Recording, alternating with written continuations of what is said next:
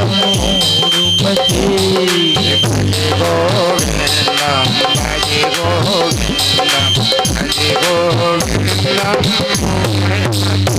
गोविंदम भज गोविंदम भज गोविंदम मूढ़मते भज गोविंदम भज गोविंदम भज गोविंदम मूढ़मते भज गोविंदम भज गोविंदम भज गोविंदम मूढ़मते भज गोविंदम भज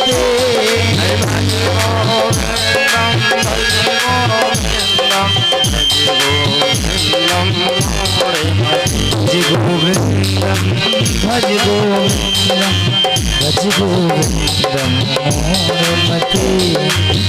बोलो गोविंद भगवान। माँ के गर्भ में आना, जन्म लेना, फिर चले जाना, फिर आना, दुख सुख के अनु प्रारब्ध के अनुसार फिर कष्ट भोगना, फिर चले जाना। ये दुख सुख लगा ही रहेगा मनुष्य के पीछे बार बार। इसलिए शास्त्र कहते हैं भगवान का भजन करो, भगवान का सुमिरन करो।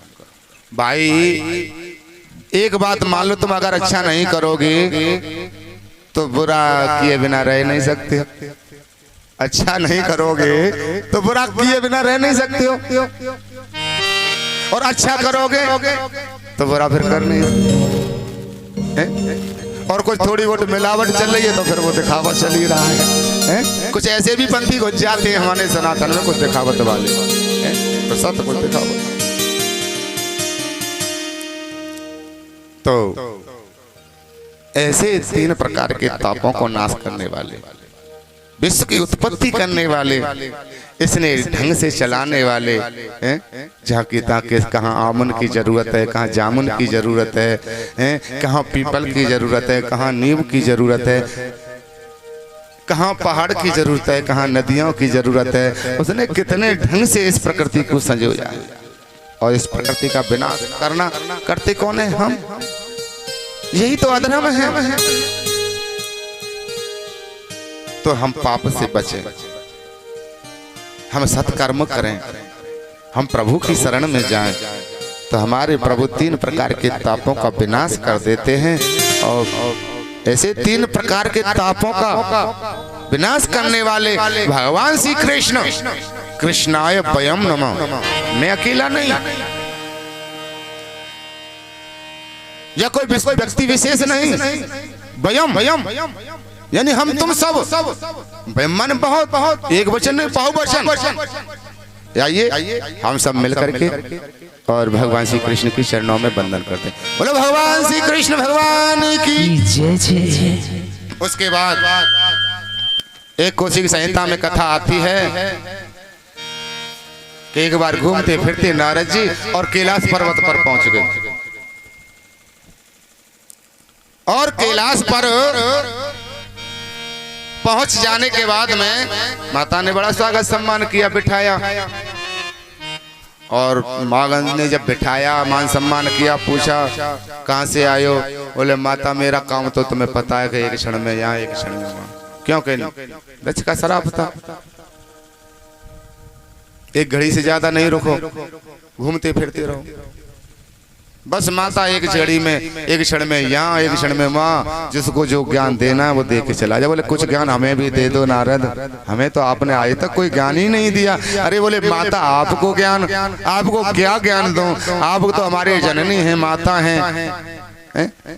माता ने कहा ज्ञान की भी कोई सीमा, ज्ञान तो किसी को भी हो सकता है, आप हमें कुछ ज्ञान दे दो। बोले माता ज्ञान की क्या बात बताऊं कि बाबा भोलेनाथ आपसे छल कपट करते। इतना सुना मैया का माथा धमक गया। बोले बाबा भोलेनाथ छल कपट करे ऐसा भविष्य में? अरे वो तो जीव मात्र पे दया करते हैं, सबसे प्रेम करते हैं, करुणा के अवतार हैं। करुणावतारम संसार सारम भुजगेंद्रहारम सदा हृदयारविंदे। उनका तो हृदय करुणा से भरा है, और देवताओं को करुणा बुलानी पड़ती है थोड़ी। ये तो इनके लिए तो आपने पहले से लोग करुणा के अवतार ही हैं ये, और कोई देवता करुणा का अवतार नहीं है।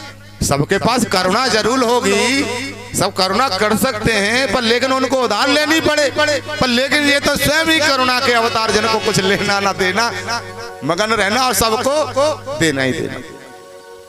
करुणा के अवतार, कर्पूर कपूर जैसा इसका जीवन, पवित्र चादर के समान उज्जवल पवित्र जीवन।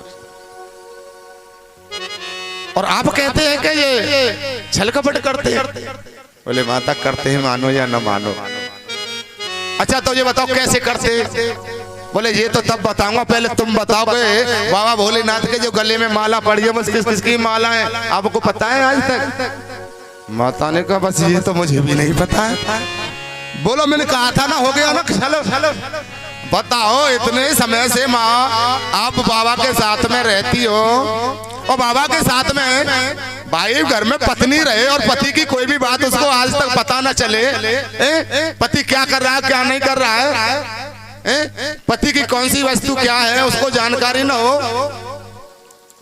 बताओ यही तो छल कपट है, आपसे छिपा के रखा है। कुछ विशेष है उस माला में, उस माला में कुछ ऐसा विशेष है जो आज तक आपको नहीं बताया। बोले अच्छा अगर आपकी बात सत्य हुई तो फिर ठीक है। बोले तो ऐसा है, तुम बताओ उस किसकी माला है? उन्होंने नहीं बताया तो तुम बताओ। बोले मैं बताऊं? भैया सुनो, वो माला जो है तुम्हारे सिर मुंड है, तुम तो बार बार अवतार लेती रहती हो, अवतार लेती हो, तपस्या करती हो, फिर बाबा भोलेनाथ को बढ़ती हो। और बाबा भोलेनाथ तो आज तक भी ऐसे ही बने हैं, वो तो कभी जन्म ही नहीं लेते, कहीं न जाते ना आते हैं। और तुमको बार बार दुख उठाना पड़ता है, जन्म लेना पड़ता है, तपना पड़ता है, बार बार परेशानियां झेलनी पड़ती। तो ऐसा कोई रहस्य तो होगा। अरे जब तुम अवतार लेती हो, दूसरा जन्म लेती हो, ओ बाबा बस आपका शरीर की मुंड की माला बना करके उसमें मोती पिघो के डाल लेते। तुम्हारे 108 अवतार हो चुके, वो 108 अवतार तुम्हारे माला है कि नरमुंड है तुम्हारे, वो किसी और के नरमुंड नहीं है। बोले अच्छा ये बात है? बोले हाँ माता। बोले ठीक है चिंता मत करो नारद जी, आज बाबा भोलेनाथ आएंगे तो ऐसी युक्ति से बात करूंगी कि बस उनको बताना ही पड़ेगा। नारी भी घर में कभी कभी सोचती है ना, जब कोई बात बोले आए तो पति की बहुत सेवा करेंगी, बड़े प्यार से बड़ी मीठा बोलेंगी है, या फिर बोले देखे कैसे सामदाम से नहीं डंडा तो फिर कर्राई से बोलेंगी, थोड़ी कर्राई से काम लेंगी। बोले तुम्हें पता नहीं ये ना कोई मौके पे कोई पड़ोसी और आ जाए ना जब और ज्यादा करें, बाकी सामने को बोले जो कुछ पूछ ले तो कुछ जल्दी हो जाएगा। तो नारद जी तो इतनी आग लगाए और चलते बने। इधर में बाबा भोलेनाथ को तपस्या करके कहीं से घूम फिर के आ गए अचानक। और जब कोई विशेष गुस्सा घर में हो या कुछ परिस्थिति ऐसी आ जाए तो कोई मन हो जाए तो फिर वातावरण कुछ बदल जाता है, शरीर का भी बदले, मौसम का भी बदले, और घर का भी, परिवार का, सबका बदले।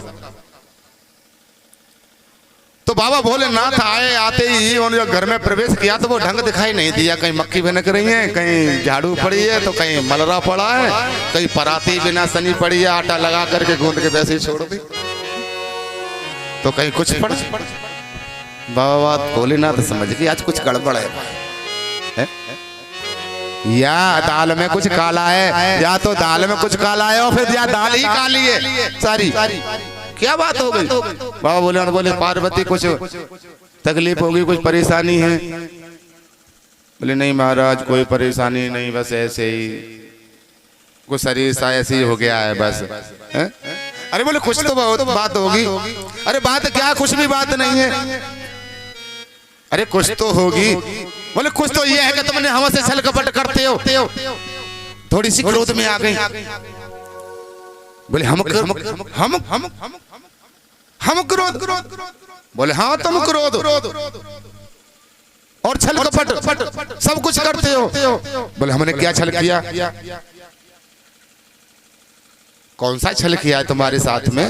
हम तो संसार में किसी के साथ में आज तक कोई छल कपट किसी से किया नहीं। छल कपट काम करो ये हमारे जीवन के अंग ही नहीं है, ये तो अज्ञानी व्यक्ति के अंग है। हाँ किया है, हमें सब पता है, हमें झूठ मूठ मत समझाओ। तो बोले किया है तो बताओ। बोले आपके नर में ये मालाएं बताओ किसकी हैं? बस बोले बाबा चुप पड़ गए, थोड़ी सी उदास हो। बोलो ये तो तुम्हारे ही नरमुंडों की माला है। और बताओ जो प्रेमी मरने के बाद नरमुंड की माला गले में पहले वो कितना प्रेम नहीं करता होगा है? वो मरने के बाद में भी नहीं छोड़ रहा है और तुम कहती हो तुमसे छल कपट करे है? भाई मैं मरने के बाद हूँ तुम्हारे नरमुंडों की माला को गले में लगाए हुए हूँ, सीने से लगाए हुए हूँ और तुम कहती हो।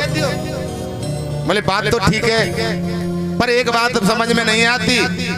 बोले मेरे बार बार नरमुंड बनते हैं पर लेकिन आपका एक भी नहीं बना आज तक। ये कौन सा रहस्य है? ये तो आपने आज तक हमें बताया ही नहीं।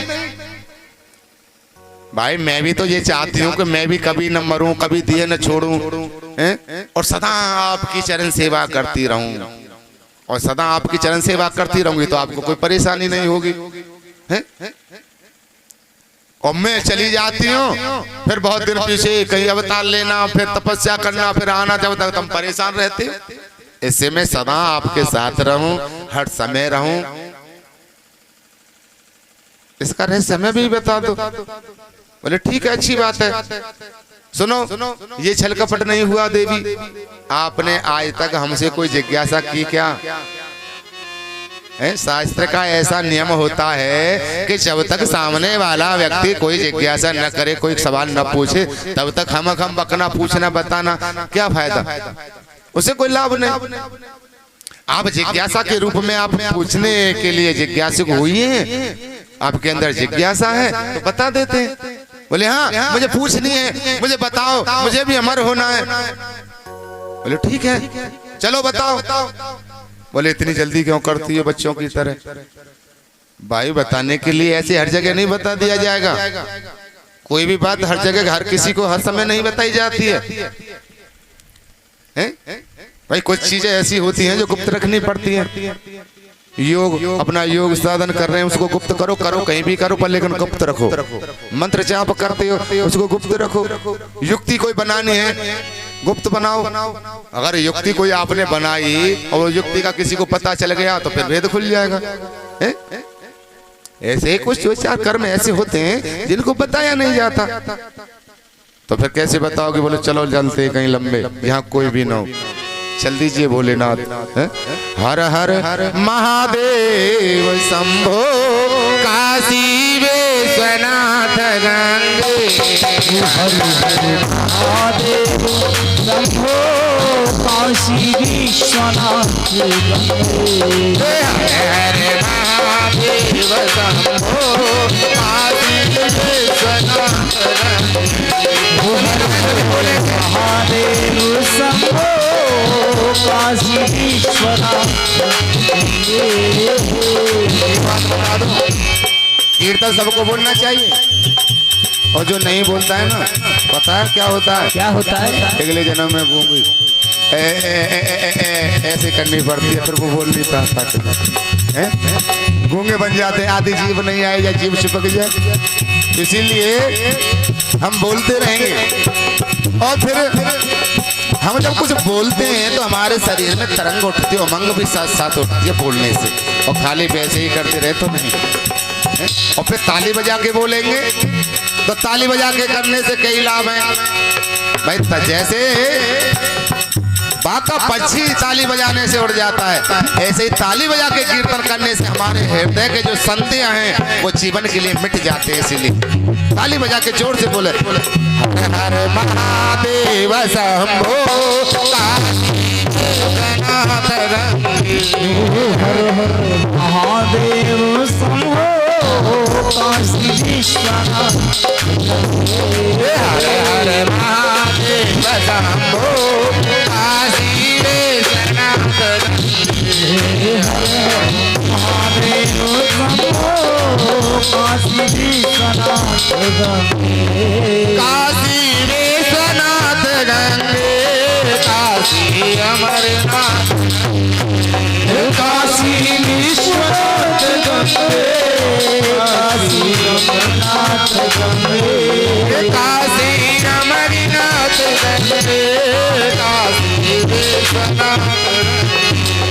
काशी अमरनाथ गंगे, काशी विश्वनाथ गंगे।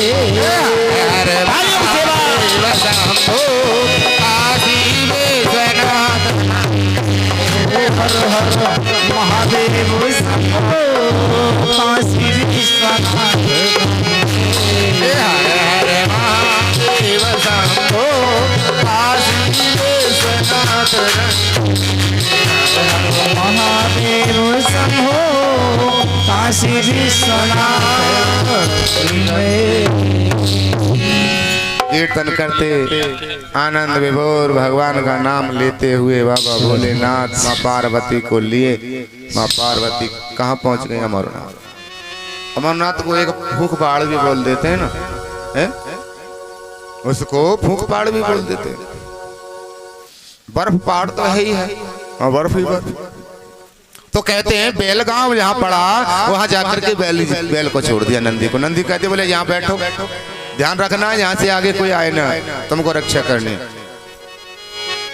थोड़ी और आगे चले शेष घाटी पड़ती है, शेष जी को छोड़ दिया, बोले यहाँ बैठो तुम, कोई भी आए तो बस फुसकार तैयार रखना, तुम्हारी फुसकार से वहां से आ जाए बच के तो तुमसे जाने न पाए।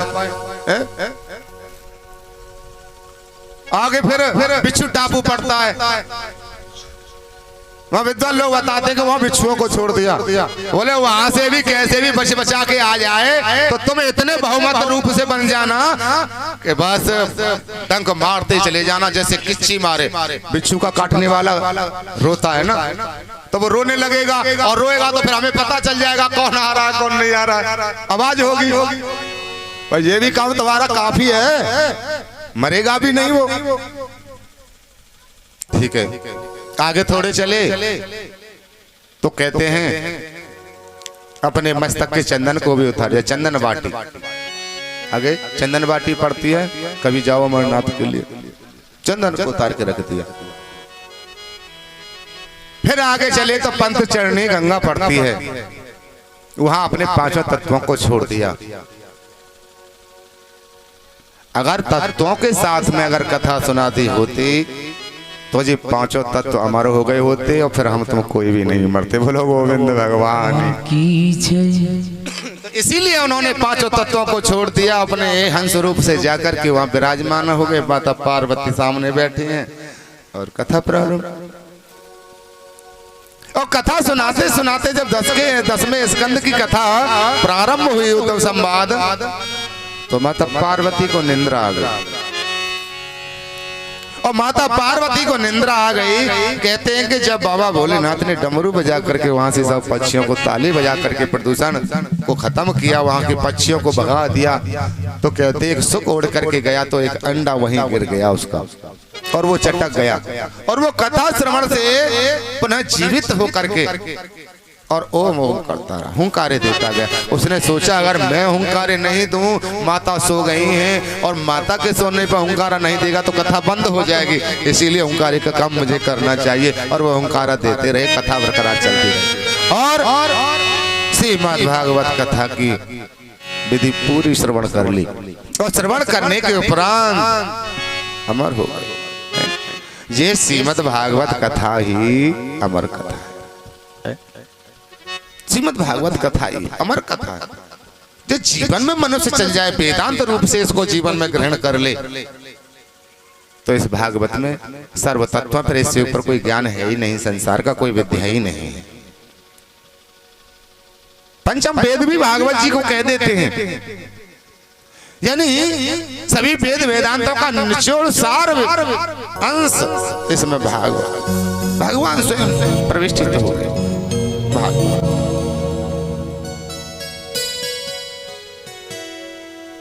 अब तो कथा समापन हुई। बाबा भोलेनाथ ने देखा, अरे पार्वती सोई है, पार्वती पार्वती जागो, पार्वती जागे। पार्वती जागी, बोले कथा तुमने सुनी? बाबा को संदेह हो गया, पार्वती सोई है, कथा कौन सुनना होगा? बोले आपने कथा तो पूरी सुनी नहीं सुनी ढंग से, चित्त पूर्वक कथा सुनी, मनन पूर्वक कथा सुनी कि नहीं सुनी? बोले प्रभु कथा तो सुनी, पर लेकिन सुनते सुनते कुछ गड़बड़ हो गई। 10वें स्कंद की कथा सुनते सुनते मुझे तो निंद्रा आ गई। बोले तुझे निंद्रा आ गई तो फिर ये कथा कौन सुनता रहा? अब तो बाबा भोलेनाथ जैसे भांग खा ली हो, धतूरा खा लिया हो, ज्यादा पागलपन सा हो जाता है ना, ऐसे हो गए। बोले ये तो गड़बड़ हो गया, सृष्टि के विरुद्ध हो गया, अमर हो जाएगा कोई, जिसने भी कथा सुन ली वो अमर हो गया, उसको खत्म करना पड़ेगा।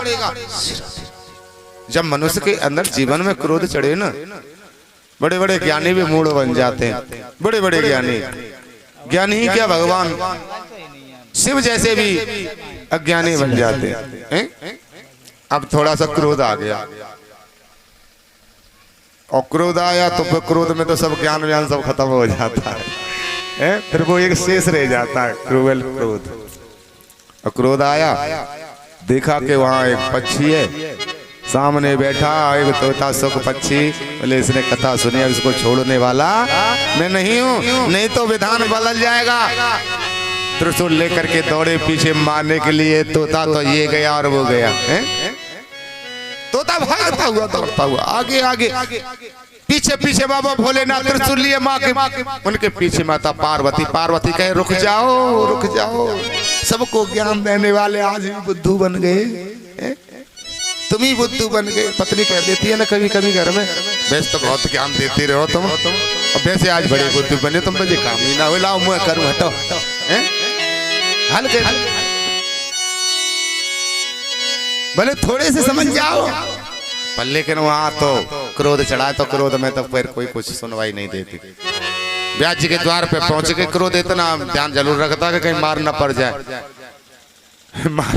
मार का ध्यान क्रोध को अवश्य रहता है, थोड़ा भय क्रोध को भी रहता। क्रोध बलंकारी तो है, पर लेकिन इसको थोड़ा भय भी रहता है। अब दूसरे के घर में तो कैसे जाए, व्यास का घर, व्यास के घर में घुस गए, वहां तो पत्नी केस सुखाए, पिंगला उनकी पत्नी तो कहते जमाई लेते हो, केस लगाते हुए उंडदार में प्रवेश कर गए। उसी समय व्यास जी आ गए, बाबा भोलेनाथ आए हैं, प्रणाम किया, आशुतोष आज हमारे यहाँ आए हैं, प्रभु मेरे लिए क्या आदेश है? बोले आदेश की बात करते हो, तुम्हारे घर में मेरा चोर है, उस चोर को निकालो, बस यही आदेश है, जल्दी करो जल्दी करो। व्यास जी के तुम्हारा चोर मेरे घर में, वो भी तुम्हारा चोर? किसी छोटे मोटे किसी व्यक्ति का कोई चोर होता तो चलो चल जाता, आके छिप गया होगा, पर लेकिन तुम्हारा चोर और वो मेरे घर में छिपे, ये असंभव बात है। तुमसे तो कोई चोर छिप के रह सकता है वाला? तुम ऐसी कौन सी जगह तुम जहाँ तुम नहीं हो, और फिर तुमसे चोर कैसे छिप सकता है? अरे कि जल्दी करो, तुम्हारे घर में ही छुपा है। बोले देखता हूँ प्रभु। व्यास जी को भी थोड़ा डर के त्रिशूल हाथ में लिए हैं, अगर दानी इनकी कोई पता नहीं, हवाल भौंक देंगे। देखता हूँ प्रभु देखता हूँ। घूम घाम के आए तो कहीं कोई चोर नहीं मिला। बाहर आ गए, बोले प्रभु कोई चोर नहीं है। बोले अभी तेरे घर में ही घुसा है, आगे आगे वो है, मैं पीछे पीछे हूँ, मैं रुकाऊंगा और वो रुका नहीं बस। अब व्यास जी ने ध्यान धर के देखा तो देखा सब लीला जान ली के। बोले ऐसे ऐसी घटना घट गई। भगवान हाथ जोड़ के खड़े हो गए, एक बात बताओ प्रभु, स्तुति की अनेक तरह से, नमामि साम निर्वाण रूपम विभम व्यापकम स्वरूपम, अनेक प्रकार से स्तुति की। प्रभु आप देवों के देव, महादेव, आशुतोष, करुणा अवतार, दयालु, कृपालु, दया कीजिए, आप क्रोध को शांत कीजिए। प्रभु एक बात बताइए, वो तो ऐसा चोर है वो अब तुमसे मरने वाला नहीं है। क्यों? क्योंकि महाराज आप ही कहते हो कि जो अमर कथा सुन लेता है वो अमर हो जाता है, और उसने तो वो अमर कथा सुन ली है, इसीलिए अब तुमसे तो मरने वाला नहीं है। अगर मरता है तो मार भी देते हो उसको किसी कारणवश, चलो मानते हैं आप ईश्वर हैं, मार भी देंगे तो फिर तुम्हारी अमरता का प्रभाव खत्म, फिर कोई कथा न सुने, फिर कोई अमर ना हो, तुम्हारी कथा का, तुम्हारी वाणी का प्रभाव खत्म हो जाए। जब इतनी बात सुनी तो बाबा भोलेनाथ का एकदम क्रोध शांत हुआ, कुछ नशा सा उड़का, हल्की हल्की हवा माथे को लगी, ठंडा से पड़े और ठंडे से पड़े। व्यास जी ने कहा अब ठीक है, शांत है। बोले प्रभु को जल पान? बोले नहीं। व्यास जी को आशीर्वाद दिया, विमल भक्ति का वरदान दे करके, और भोलेनाथ कैलाश को आ जाते हैं। कभी कभी जीवन में ऐसा महसूस होता है कि नारद कुछ लड़ाई झगड़ा कराने वाली बात कर देंगे या लड़ाई झगड़ा करा देते हैं जीवन में। नारद कौन है? नरस्येदम ज्ञानम अज्ञानम वा ददातीत इति नारद, जो हमें प्रेरणा देता रहे, हमें प्रेरणा देता रहे, आगे बढ़ाता रहे, हमें धक्का देता रहे, कुछ भी मान लो उसको, सब के द्वारा, तन के द्वारा, धन के द्वारा, कैसे भी हमें आगे ढकेलता रहे, आगे बढ़ाए, ज्ञान के द्वारा, प्रकाश की ओर, अज्ञान से, अधर्म से हटा करके हमें विकास की तरफ, प्रकाश की तरफ लगाए, ज्ञान की तरफ लगाए। वो ना अज्ञान को मिटा दे हमारे को, जो अज्ञान भरा पड़ा है, हमें कुरीतियां भरी पड़ी हैं हमारे जीवन में, क्या अच्छा है क्या बुरा है इसकी जानकारी न होना, ये सब जानकारी करा दे, उसका नाम नारद। ना धन बराबर रद, जिसकी बात जीवन में कभी रद ना हो, कभी मिटे नहीं, उसको कहते हैं नारद। तो ये नारद हमें लगता है कि कभी कुछ ऐसा कर देते हैं, पर लेकिन बहुत अच्छा करते हैं जहां भी जाते हैं। अगर नारद न गए होते, माता को न भड़काया होता, तो आज हमें भागवत सुनने को नहीं मिलती। बोलो गोविंद भगवान की जय। आज वही सुखदेव 12 वर्ष हो गए, व्यास जी ने स्तुति की, देवता आपको 12 वर्ष ऐसी अवस्था में हो गए, अब तो बाहर आ जाओ, हमारी भी वृद्धावस्था आ रही है, आप कुछ बाहर आएंगे, कुछ सहारा देंगे, हमें भी मदद मिलेगी, फिर से मुक्त हो। गर्भ में से स्तुति, गर्भ में से आवाज आई कि हम बाहर आने वाले नहीं हैं। भाई बाहर आने आकर के क्या करेंगे? बाहर आएंगे उसी दिन से माया पीछे लग जाएगी। जब संसार में आते ही अज्ञान पैदा, ज्ञान तो बाद में मिले, संघर्ष करने से मिले, पर लेकिन अज्ञान आते ही हम मिल गए। जग जीवन मायाएं लिपटाने, परत भूमि डाबर में पानी, जग जीवन माया लिपटाने। परत भूमि पे जैसे जल स्वच्छ जल होता है ना, ऐसे जीव भी स्वच्छ ही है। जब जीवन में पहली बार, जब जीव प्रथम बार इस जमीन पर आता है तो पवित्र बूंद की तरह पवित्र होता है, पर लेकिन जब ये आ जाता है तो अज्ञान ही हमारी माया। माया कोई वस्तु नहीं है, माया ये कपड़े माया थोड़ी है, साधन है शरीर के। खाना खाते हो ये कोई माया थोड़ी है, शरीर का साधन है। घर बनाते हो, घर को ये माया थोड़ी है, रहने का एक साधन है। माया क्या है? उस घर में रहते हुए भी अज्ञान पूर्वक जो कार्य करते हैं वो माया है। और छोटे से 1-2 उदाहरण दे दूं सामाजिक रूप से संकेत। हमें ये नहीं पता कि घर की, हमने अपने पैर की चप्पल कौन सी जगह कहां उतारनी है। घर में चप्पल जाकर के कहां उतारे कि जहां पति ने रसोई बनाई है, चूल्हे के पास में चप्पल उतार दी। इसी को माया कहते हैं। यानी ज्ञान नहीं है। ज्ञान होता तो उस चप्पलों को एक साइड से उतारता। और पत्नी रोटी बना रही है, घर पे बैठे वही तम्बाकू मिलने लगे और मारी 2-3 फटकार आ दी तो पत्नी की नाक में घुस गई, सब करे और अपने मुंह में थोड़ा सा डारा, सब पिच अपने करने लगी वहीं बैठ के। तो ये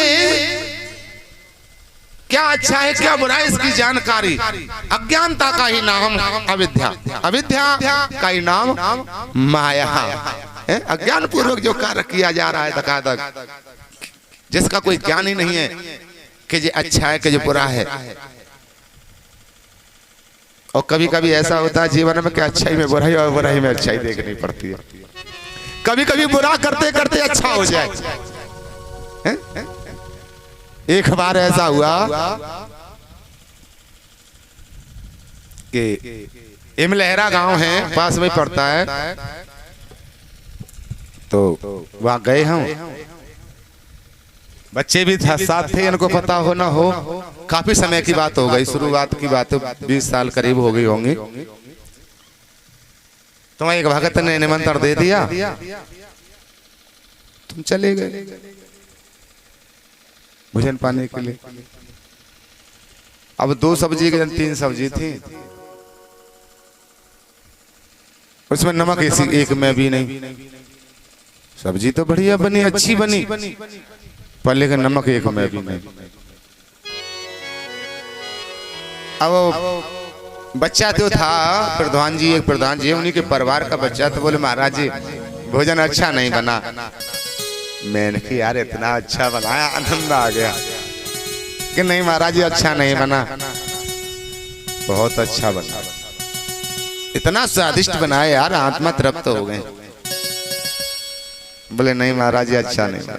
बोले अच्छा कैसे नहीं बना भैया, अब तू बता दे। बोले महाराज जी नमक नहीं है। तो मैंने कहा नमक नहीं है तो फिर क्या है इसमें? बोले थोड़ी सी भूल से फिटकरी डल गई। बोलो गोविंद भगवान की, थोड़ी सी फिटकरी डल गई भूल से, वो नमक के चक्कर में।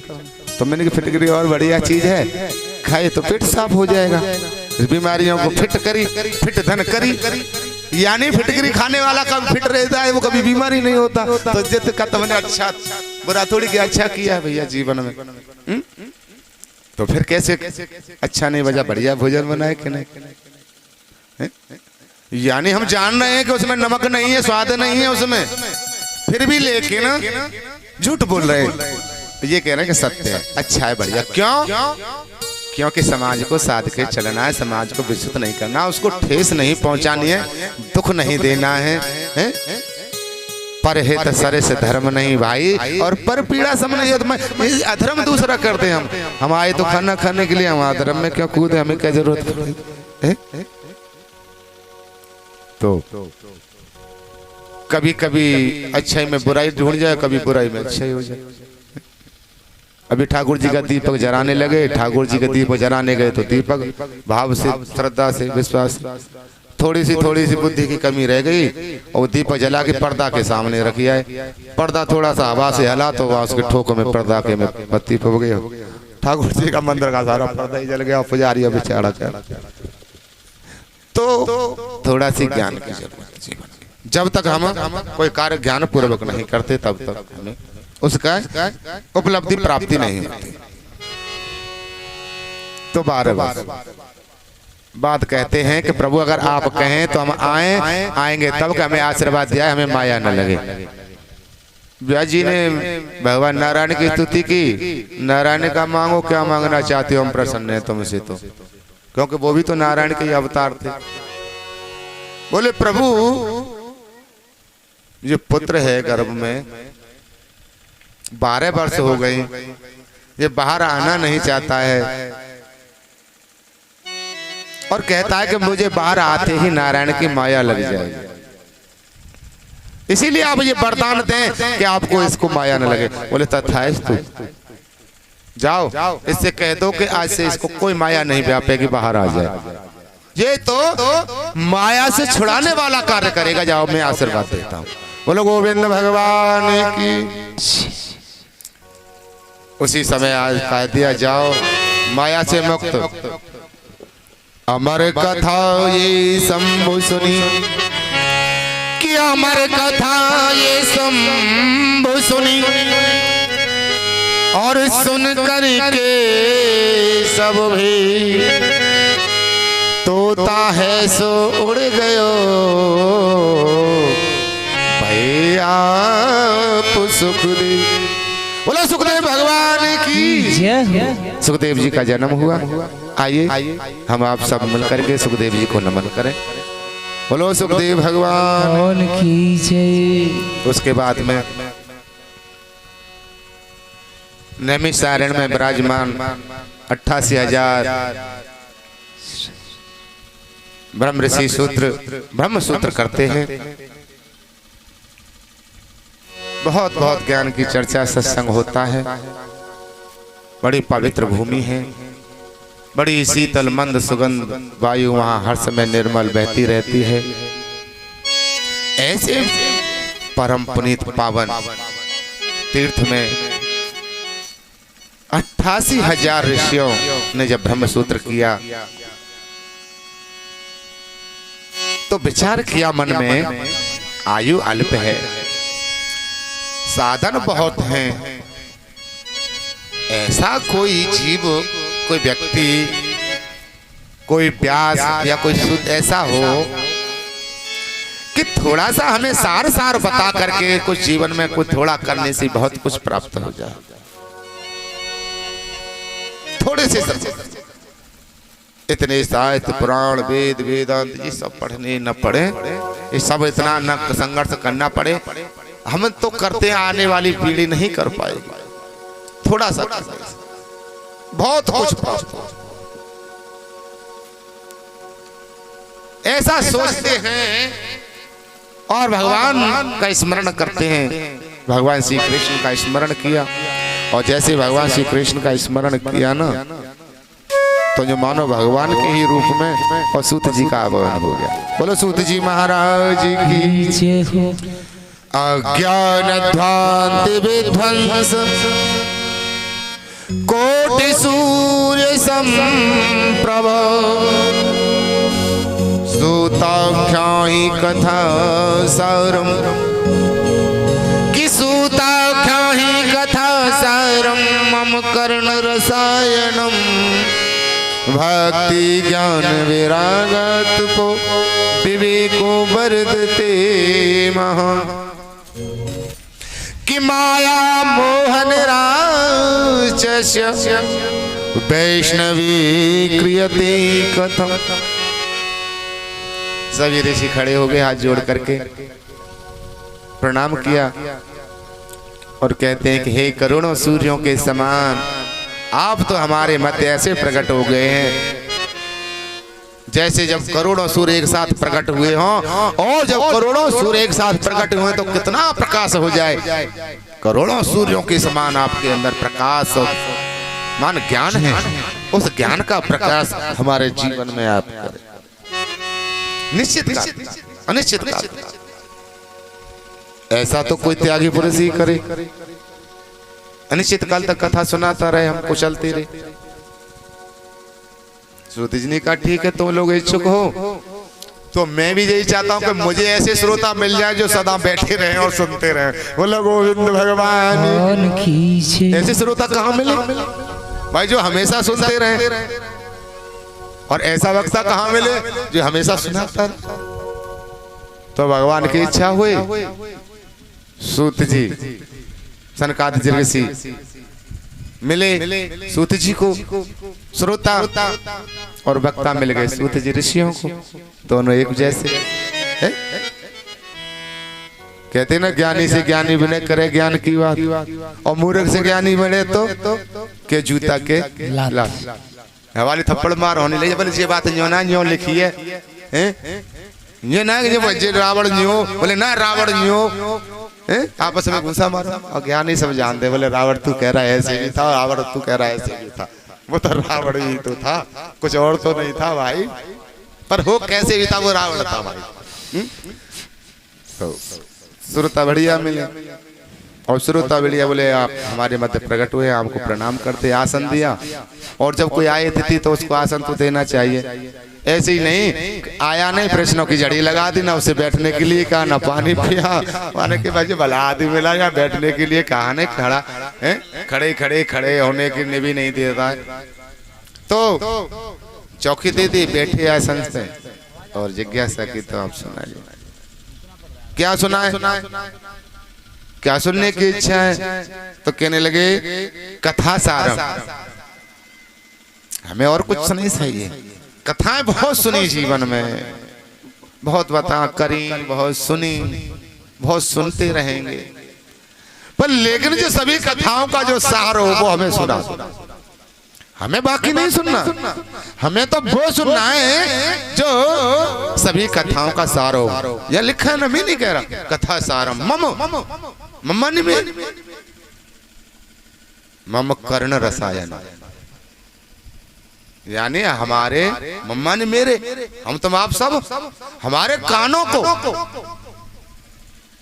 को क्यों कही, जीव को क्यों नहीं कह दिया? अरे जीव को कह देते बोले हमारे जीवों को स्वाद आता रहे ऐसी कथा कह दो, आंखों को आनंद आता रहे ऐसी कथा कह दो, या हमारे पैरों को आनंद आता रहे ऐसी कथा कह दो। ऐसा ही क्यों का कर्ण रसायन, क्योंकि रस और भगवान की कथा है, शब्द रूपी रस तो केवल ज्ञान कान के द्वारा ही प्रवेश कर सकता है आत्मा में। इसीलिए उन्होंने कहा हमारे कान प्रसन्न हो जाएं, कुछ गंदा संदा न सुने, हमेशा आपके श्रवण में लगे रहे, ऐसा रस हमें सुनाते रहो बस। और हमें ज्यादा और क्या हो, भक्ति ज्ञान वैराग्यात को, भक्ति ज्ञान हो, भक्ति ज्ञान से वो रस परिपूर्ण हो, उसमें भाई दही को भूलोगी तो क्या है, दही तो है ही है, और ने मंथन कर दो तो फिर मक्खन भी निकल आए। मक्खन अलग, मठा अलग और दही अलग, 3 रूप हो गए। तो वो कहते हैं हमें भक्ति, उसी में तीनों चीजें निकल आए, भक्ति ज्ञान और वैराग्य विद्या विवेक, ये हमें प्राप्त हो जाए बस। और हमें ज्यादा और क्या चाहिए, बोले और तो ये चाहिए कि माया मोहन राक्षस्य, ये संसार के मोह माया है ना, ये तेरा मेरा ये सब तोते मोर, माया क्या है, किसे माया मानते हैं हम? बाबा तुलसीदास जी ने संकेत किया है कि तोते मोर मोरते माया, ये सब जीव असंक निकाया। ये तेरा है, ये मेरा है, ये उसका है, ये तेरा मेरा करना जब तक खत्म ना हो तो यही माया, यही अज्ञान है। अरे ये यहाँ तेरा है ना मेरा है, यहाँ किसी का कुछ नहीं, या तो यही आकर के ले आए, जिसने जितना हत्या लिया बस हत्या लो, जिसके जितना हत्या लो, जिसके जितना पल्ले पड़ गया, कहने का मतलब ये है कुछ भोग रहा है, वो आनंद ले रहा है। कौन लेके आया था, कौन लेके जाएगा, कोई लेके आया कोई लेके जाएगा, इतना जानते हुए भी हम बिल्कुल मोह में, मोह और मोह सकल व्याधि कर, और मोह अनेक व्याधियों का मूल पर उजल जाते हैं। मोह क्या है, मोह वो कांटे हैं, झाकर रूपी कांटे जो कि कपड़ों में उड़ल उड़ल के लगे, एक को छुड़ाओ तो दूसरी तरफ लिपट जाए, बेरिया है नहीं, बेरिया देखिए ना, बेरिया में अगर कमाई चादर लिपट जाए ना तो एक जगह से छुड़ाओ तो दूसरी जगह चिपक जाए, दूसरी जगह से बात तीसरी जगह। कै कबीर कैसे निभे, कहे कबीर कैसे निभे, ये केर बेर को संग, वो झूमत रस आपने, उनकी फाटत अंबर तुलसी, उनकी फाटत हो।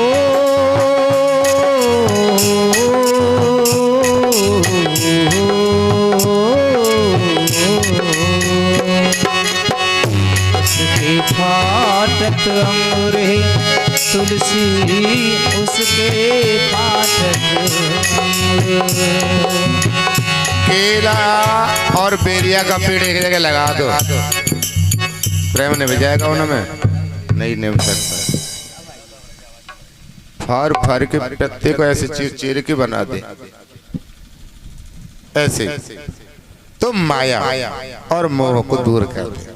माया मोह नहीं हो जाए, ये मोह माया जो एक झाकर बेरिया के झाकर की तरह हैं, जो फंसते जाते जीवन को दरार में फाड़ते जाते, जीवन को जैसे केले के पत्ते को फाड़ते, अनेक व्याधियां उत्पन्न करती जाती, अनेक व्याधियां उजलता ही जाता है, जीव उदलता ही जाता है।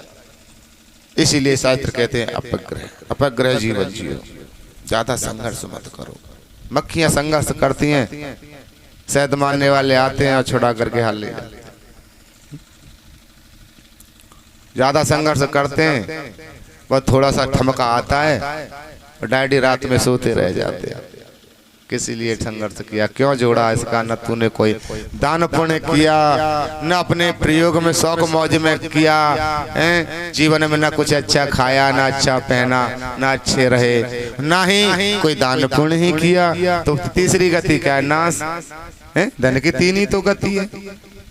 तो हम किसी भी चीज का ज्यादा संघर्ष, हमें किसी एक वस्तु से हमारा काम चल रहा है तो 4 वस्तु घर में हम क्यों रखें? यही तो अपग्रह जीवन है। जीव एक वस्तु की जरूरत है, एक ही वस्तु रखो, 4 की आवश्यकता नहीं। संघर्ष जीवन नहीं, संघर्ष जीवन को छोड़ दो, अपग्रह जीवन। एक मोबाइल की जरूरत है तो 4 मोबाइल क्यों रखें एक ही से? अब तो 4 मोबाइल, एक तो हेलो, जहाँ पे हेलो नहीं कर पाए, तीसरे आए बोले हेलो, चौथा आए बोले होलो, वहां पे हेलो होलो होती रही है, बात खाते ना कर पा रहे चारों ने। तो कहने का तात्पर्य ये है अपग्रह जीवन, ज्यादा संघर्ष की आवश्यकता नहीं। तो ये संघर्ष मिट जाए प्रभु, ये मोह माया निराचस्य वैष्णवी क्रियते कथा। हमें भगवान विष्णु की ऐसी कथा सुना दो, भगवान कृष्ण की ऐसी कथा हमें सुना दो जो माया मोह को सबको खत्म कर दे और भक्ति ज्ञान वैराग्य को हमारे अंदर जागृत कर दे। ऐसी कथा हमें सुना। सूत जी महाराज सुनकर के बड़े प्रसन्न हुए। धन्य है ऋषियों। जीवन में प्रश्न भी करो तो क्या अपने लिए अरे महाराज देखिए हमारे लड़का को ब्याह कब होगा, कब हमारे कछु भाग्य सुधरेंगे। अरे ये भी कोई प्रश्न है? ऐसा प्रश्न करो जीवन में हमारा भी कल्याण, पूरी बस्ती का कल्याण, आसपास के क्षेत्र का भी कल्याण, विश्व का कल्याण। सूत जी कहते हैं आपने ऐसा प्रश्न कर दिया, आपका ही कल्याण नहीं, इसको तो जो सुनेगा उसका ही कल्याण है। बोलो गोविंद भगवान की। तो सबका कल्याण वो प्रश्न है। तो सूत जी कहते हैं कि एक बार कि परिचितम कथाम वस्तु समायाम संस्थिते सुखी। परिचितम कथाम वस्तु समायाम संस्थिते सुखी। एक बार परीक्षित जी को सुखदेव जी कथा सुना रहे थे और मैंने भी वहीं बैठ करके वो सब कथा सुनी। और जो मैंने जैसी कथा सुनी जीवन में, जैसा उसका मैंने श्रवण किया, अपने अनुभव में उतारा, मैं उसको उसी प्रकार आपको सुनाऊंगा। उसमें मैं अपना कुछ भी मिलाऊंगा। सब मिलाते हैं, ये मिलाने की बात नहीं। मैं अपना इसमें कुछ भी नहीं मिला, जैसा सुना वैसा का वैसा।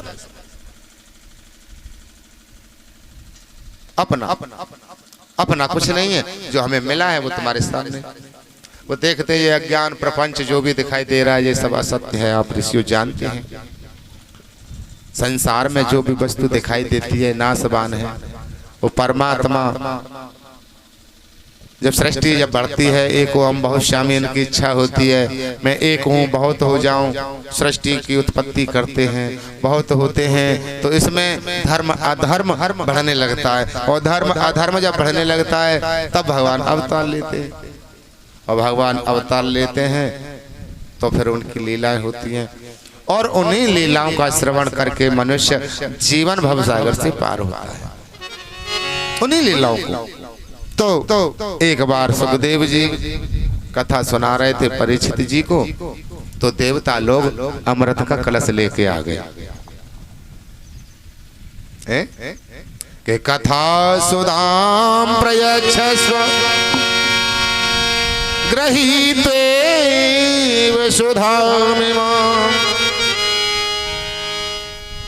कथला मतलब लेकर के अमृत का कलश लेकर के जब आए कथा मंडप में आकर के सुखदेव जी से कहने लगे, प्रभु मरने का भय है सुखदेव जी को, परीक्षित जी को, और ये अमर होना चाहते हैं, इनका मरने से इनका भय दूर हो जाए, इसीलिए इनको अमृत की आवश्यकता है, अमृत इनको पिला दीजिए। अमर हो जाएंगे। और हम लोगों को कथा नहीं मिल पाती है स्वर्ग में रह करके, इसीलिए हम लोगों को आप कथा अमृत पिला दे बस। के पाशामिमां वयं सर्वे श्रीमद्भागवतामृतम्। सुखदेव जी इशारा करते परीक्षित की तरफ, कहो अमृत चाहिए या कथा अमृत चाहिए? बोले प्रभु हमें कुछ पता नहीं है, हमें यही पता होता तो तुम्हारे पास क्यों आते। हमें पहले ये बताओ कथा क्या है और अमृत क्या है। जब तक हमारी समझ में ना आए तब तक हम निर्णय न ले पाए। भाई हमें ये तो पता चले कथा क्या और अमृत क्या। बोले कथा तो वो है कि जिसको सुनने से अमर हो जाए जी, फिर मरना अपना पड़े, कभी मोक्ष मुक्ति मिल जाए, सदगति मिल जाए। और लेकिन अमृत पीने को अमर हो जाए, और अमर हो जाए तो छीणे पुण्य मृत्यु लोकम वसंति। थोड़े से जो पुण्य किए उनके प्रभाव से स्वर्ग लोक मिल गया या ब्रह्म लोक आदि मिल गए, और वहां गए कुछ दिन रहे अपने प्रारब्ध के अनुसार, पुण्य के अनुसार, और फिर पृथ्वी पर भेज दिए जाओ। फिर वही की वही लीला हो गई, यहाँ तो कुछ भी नहीं। और जब भागवत कथा सुने तो फिर यहाँ आना ही ना पड़े, दुखों से मुक्त हो जाए, आत्मा में अपने भगवान के पास मस्त रहें। अपने संकल्प शक्ति से जैसे भगवान सब कार्यों को करता है, ऐसे हम आप भी अपने संकल्प शक्ति से भगवान के पास रह करके भगवानमय हो जाए। तो सुखदेव जी ने कहा देवता व्यापार करने आए, हम तुम्हें व्यापारी दिखाई देते हैं? अरे ये व्यापार की वस्तु नहीं है। और फिर व्यापार की भी अगर बात है तो व्यापार सामान्य वस्तु से किया जाता है जिसकी सामान्यता हो। और तुम्हारे अमृत की और हमारी भागवत की तो समानता ही नहीं है कुछ। और जब समानता नहीं तो फिर हमारा तुम्हारा व्यापार क्या है? क्यों प्रभु ऐसे कैसे कहती? बोले हाँ कि कोई स्वधा कोई कथा लोके कोई कांच मणि महान। हमारी कथा और आपका अमृत तो ऐसे मानो आपका अमृत तो कांच के टुकड़े और हमारी भगवान की कथा तो अनमोल है, मणि के समान। कांचो मणि मणि के समान, जो सदा प्रकाश देने वाली धूप प्यार हवा कुछ भी चलो उसमें कुछ प्यासे सदा रहे वो प्रकाश। तो मने कर दिया और देवता निराश हो गए। बोले देवताओं हम आपको कथा के बदले अमृत के बदले कभी भी कथा नहीं दे सकते, इसलिए जाओ चले जाओ अपने अमृत को ले जाइए। देवता निराश हो गए और अमृत को लेकर के चले गए। और जाकर के ब्रह्मलोक में ब्रह्मा जी ने देखा, देवताओं ने बताया तो ब्रह्मा जी ने तराजू ले ली, धर्म धर्म के तो पल्ले लेकर के तोल के देखा, एक में अमृत रख लिया एक में भागवत। तो जब तोला तो देखा कि भागवत का पलड़ा भारी रहा। इसीलिए श्रीमद् भागवत महापुराण ही सब शास्त्रों में विशेष है, इसीलिए इसको 8वां 18वां पुराण 18,000 श्लोकों में इसको भगवान व्यास जी भगवान ने लिखा। आज की कथा को हम यहीं विराम लेंगे और कल आगे की कथाएं प्रारंभ करेंगे। भक्ति ज्ञान वैराग्य की कथा, प्रथम स्कंद की कथा, फिर महाभारत की थोड़ी सी कथा आएगी, है नहीं? अन्य भी जितनी भी समय मिलेगा आपको कथाएं ज़्यादा से ज़्यादा सुनाएंगे। इसीलिए कल समय से और अपने काम काज से निवृत्त हो करके समय से पूर्व निवृत्त हो लें और भाव के साथ प्रेम के साथ आए। ये इच्छा करके जीवन में कथा सुनने नहीं आना है कि महाराज जी अगर कथा सुनने नहीं जाएंगे तो महाराज जी ये कुछ कहेंगे या कोई कुछ कहेगा। नहीं, हमसे कौन क्या कहेगा। अगर हम कथा सुनने नहीं गए तो हमारा जीवन व्यर्थ चला जाएगा। ये कब कब हमें लाभ मिलेगा, आगे कब कथा होगी, कौन सी शब्द हमें मिलेंगे या न मिलेंगे। ये भाव, ये करुणा लेकर के हमें कथा में जाना है, और जाना ही नहीं है, दूसरे को साथ लाना है। भाई पाप करने वाले से कराने वाला बड़ा होता है कि नहीं? जो पाप करता है और कोई एक कहे कि जा इसको, इस पाप को कर दे, वो पापी बड़ा है या पाप कराने वाला बड़ा? पाप जो प्रेरणा दे रहा है पाप कराने की वो बड़ा है। इसीलिए धर्म करने वाला बड़ा या धर्म करवाने वाला बड़ा? तुम तो धर्म कर ही कर रहे हो, और जो दूसरे को और साथ में लेवा के लाओगे तो एक फल और तुम्हें मिल जाए, डबल फल। बोलो गोविंद भगवान की जय। इसीलिए आइए सब मिलकर के आरती कर लेते हैं। परमादन श्रद्धेय खड़े हो जाओ। राजा परिषद। ओम चंद्रमा मनसो जात कृतः सूर्योजात श्रोत्राद्वय श्रवणाश्च मुखादग्निजायत कनलीव गर्भदं भूतं वरपूरं प्रदीप्तं आरार्तिकं हम कुर्मे पश्चिमे वरदो भव।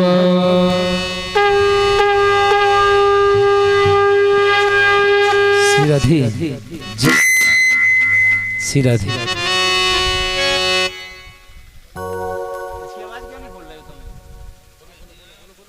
आता है इसमें बांके बिहारी तेरी आरती गाऊं, श्री बांके बिहारी तेरी आरती गाऊं, श्री बांके बिहारी तेरी आरती गाऊं, गिरधर तेरी आरती गाऊं, आरती गाऊं प्यारे आपको मनाऊं, आरती गाऊं प्यारे आपको मनाऊं, तेरी बांके बिहारी तेरी आरती गाऊं, गिरधर तेरी आरती गाऊं, चरणों से निकले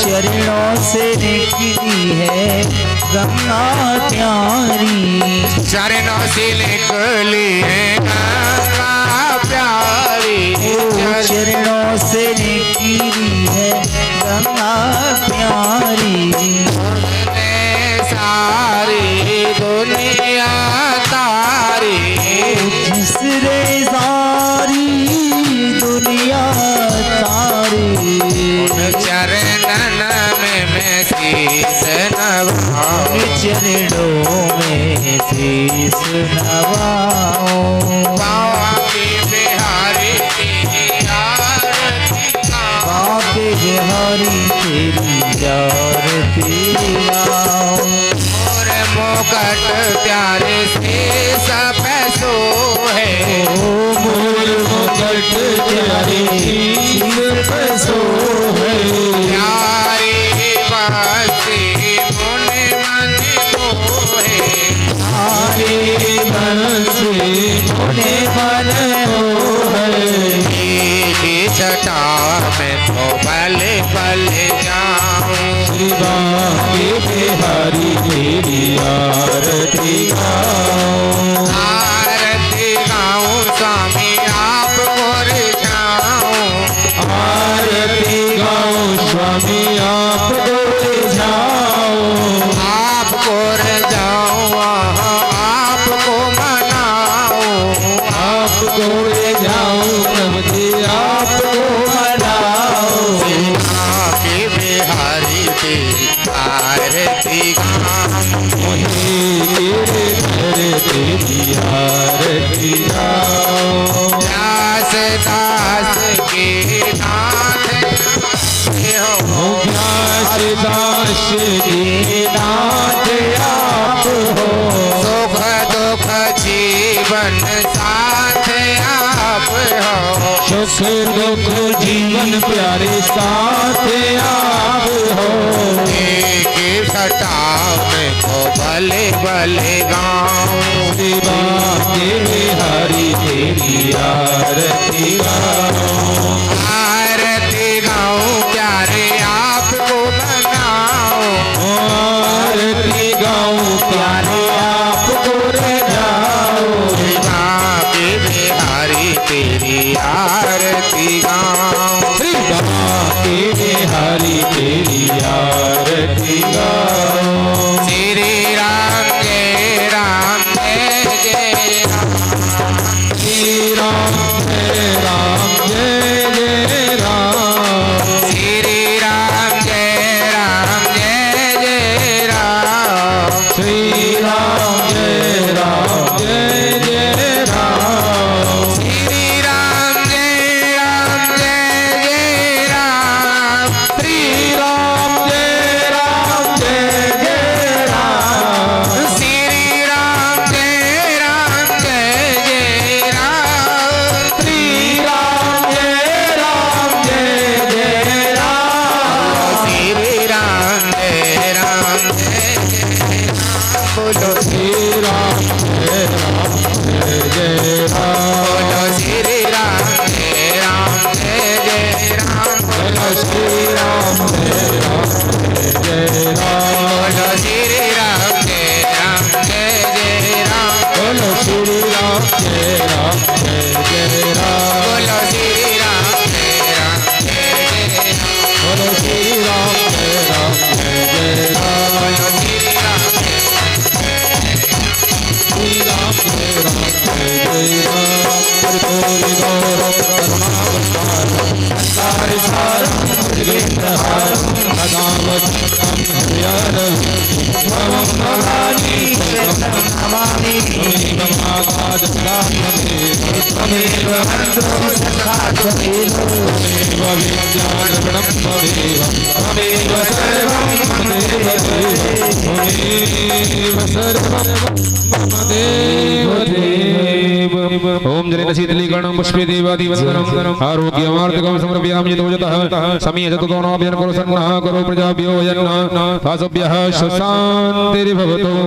हरिः ओम जगनेन जगन्मय जन्तदेव स्थानि धर्माणि प्रतिमान्यासन्नः देहनागं महिमानः यतन तत्र भूरवे साध्याः शक्तिदेवाः।